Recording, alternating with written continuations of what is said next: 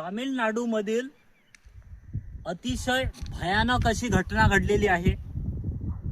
तामिळनाडूमधील मदुराई जिल्ह्यामधील सन 2020 सालची घटना आहे। मदुराई जिल्ह्यामध्ये सन 2020 साली लॉकडाऊन चालू असताना फक्त त्या मुलगा आणि बापाचा एवढाच गुन्हा होता की त्यानं लॉकडाऊनमध्ये आपलं स्वतःचं दुकान चालू ठेवलं आणि ते दुकान चालू ठेवल्यामुळेच तिथल्या पोलीस अधिकाऱ्यांनी त्यांना अरेस्ट केलं।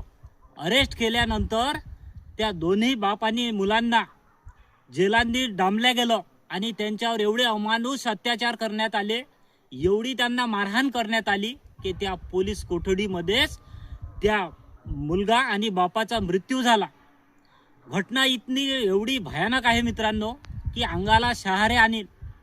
अतिशय दुर्मिळातलं दुर्मिळ प्रकरण म्हणून मदुराई न्यायालयानं या प्रकरणाची चौकशी केली। पूर्ण चौकशीमध्ये हे 9चे 9 पोलीस अधिकारी दोषी आढळले।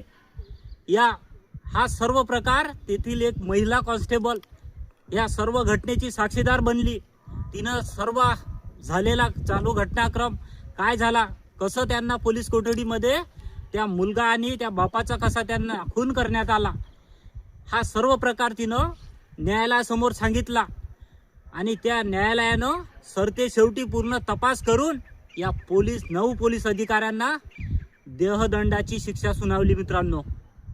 पण हे सर्व कशामुळे त्यांचा विजय झाला लक्षात घ्या।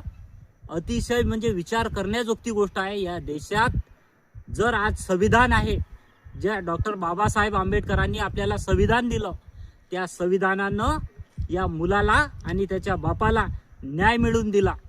या देशात जर आज मनुस्मृती लागू असती मित्रांनो तर त्याला न्याय मिळाला नसता। म्हणून हे पुण्याई डॉक्टर बाबासाहेब आंबेडकरांची आपणा सर्व भारतीयांवर आहे।